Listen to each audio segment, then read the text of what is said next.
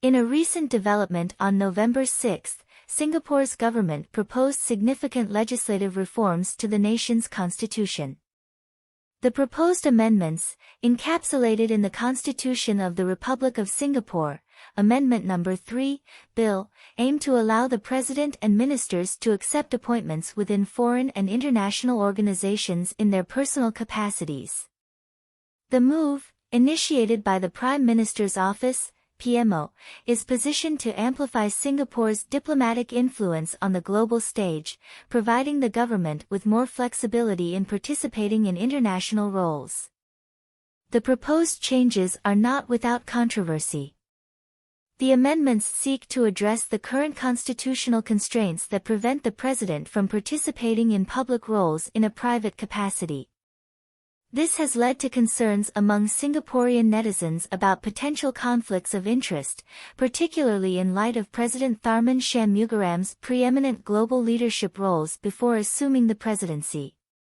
The discussion on a Reddit thread highlighted questions about the necessity of these amendments and whether they create a double standard for high-ranking officials compared to lower-ranking individuals, such as civil servants and national servicemen. One netizen, identified as Elson, expressed the view that these changes might be an attempt to legitimize President Tharman's existing appointments in organizations like the World Economic Forum and G30.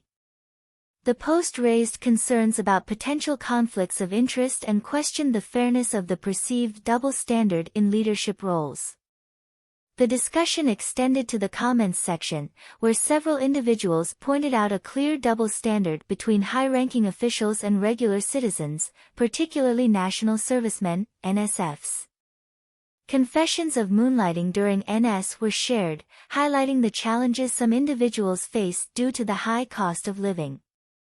A Redditor argued that ministers and MPs can undertake international roles as long as they refrain from direct financial benefits. However, this viewpoint faced opposition, with others pointing out the possibility of indirect benefits and emphasizing the significance of power and influence in such appointments.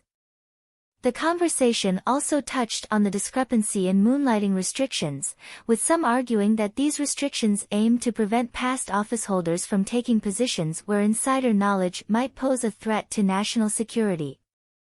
However, others challenged this perspective, pointing out inconsistencies and perceived contradictions in employment practices, such as MP Tin Pei Ling's hiring at Grab.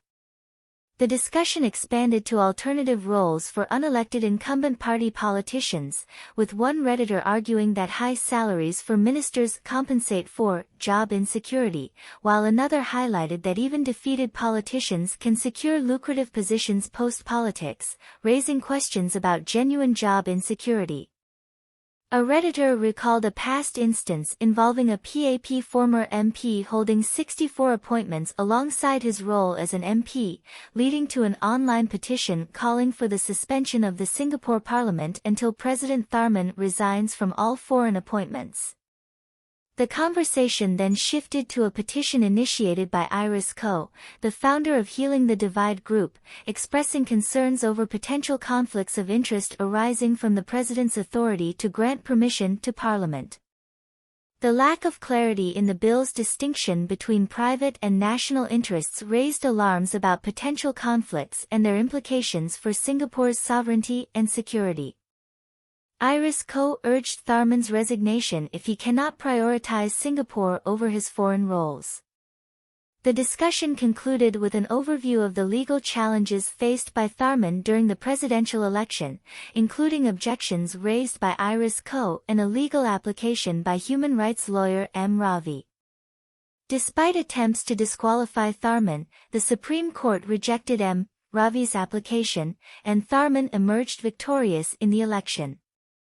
The controversy surrounding these constitutional amendments continues, with ongoing police reports and criticisms against the Elections Department, raising questions about the potential implications for Singapore's governance and the need for transparency in addressing concerns about conflicts of interest. For more in-depth analysis and to stay informed about developments, please like, share, and subscribe to 2230.